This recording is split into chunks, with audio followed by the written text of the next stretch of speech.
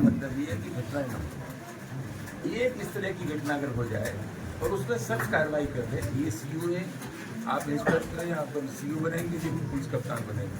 लेकिन एक बताऊँ आपको, जो व्यावहारिक अनुभव आप ही जानते हैं, एक मामले में पूरी ताबड़तोड़ घटना यूपी में हुई, एक मामले में सख्त कार्रवाई कर आप करते हैं तो उसका मैसेज जाता है। फिर लोगों की हिम्मत नहीं पड़ती है करने की, लोगों की हिम्मत इसलिए पड़ती है कि लुंच पुंज होकर चला जाता है, वो निवाट हो जाए। एक मैं आप रगड़ दूँ। अच्छा, एक बात आपसे पूछ रहा हूँ, चोरी एक बात पूछ रहा हूँ आप लोगों से, 151 पुलिस की धारा के लिए 151 ऐसी है, 3 से 2 में अगर ये चाहे जमानत ले रही, 151 ऐसी है जो पुलिस बनाती है, उसमें एसडीएम जमानत लेते हैं। क्या ये बात सही है? नहीं है कि एसडीएम और डीएम और एसपी इंटरेस्टेड हो और वो एसडीएम को फोन कर दें कि भाई ये मामला बहुत गड़बड़ है, आदमी चालू है, इसको रगड़ दो। हमने 151 में एक महीने लोगों को जेल में देखा, 151 में। तो आप रगड़ना चाहो तो रगड़ने के बहुत साधन आपके पास हैं, आप इसमें सख्त कार्रवाई करो। एक सख्त कार्रवाई करिए, सीओ साहब उसमें ऐसी एक्टिव हुआ है, सख्त कार्रवाई करिए, इससे मैसेज। गीता की बारात यहाँ आई थी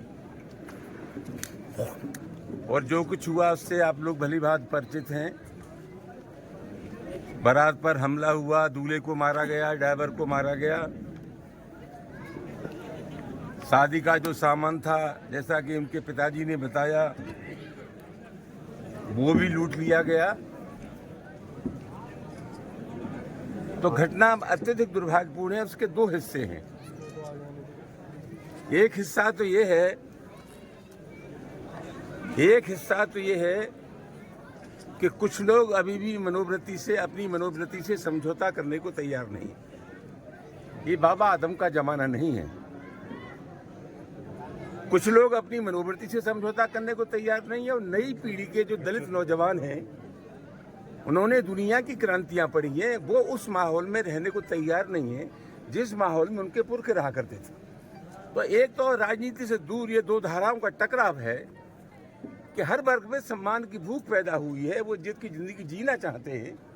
तो एक सवाल तो ये है और मेरा आग्रह है कि समाज के टकराव को टाला जाए।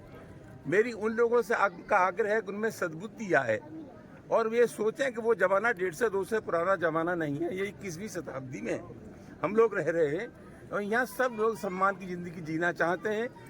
दलितों में भी नहीं। एक पक्ष तो इसका ये है कि समाज की मनोवृत्ति बदलनी चाहिए। दूसरा बात ये है कि पूरे उत्तर प्रदेश में ताबड़तोड़ घटनाएं हो रही हैं। अकलियत के लोगों पर अत्याचार की, पिछड़े और दलितों पर अत्याचार की, और ये घटनाएं होने के बाद जो संदेश देना चाहिए सरकार को कि साहब हम प्रभावी कार्रवाई कर रहे हैं, वो संदेश कहीं से जा नहीं रहा है। लग ये रहा है कि जो आपराधिक प्रवृत्ति के लोग हैं, उनके ये मन की सरकार है, दिल की सरकार है, उनकी मनोवृत्ति की सरकार है, उनके जहनियत की सरकार है। इसलिए जो कार्रवाई होनी चाहिए वो कार्रवाई नहीं हो रही। हम सरकार में भी रहे और सड़कों पर भी रहे, हम सरकार के मिजाज को जानते हैं। सरकार का इकबाल काम करता है, सरकार का खौफ काम करता है। योगी सरकार का कोई इकबाल नहीं, कोई खौफ नहीं है। इसलिए जो आपराधिक प्रवृत्ति के लोग हैं उनके लिए दिल की सरकार है, उनकी मुफीद सरकार है। स्थिति बहुत दुर्भाग्यपूर्ण है। हम परिवार के लोगों को, सतपाल को, उनके पूरे परिवार को, अपने मित्रों के साथ जो समाजवादी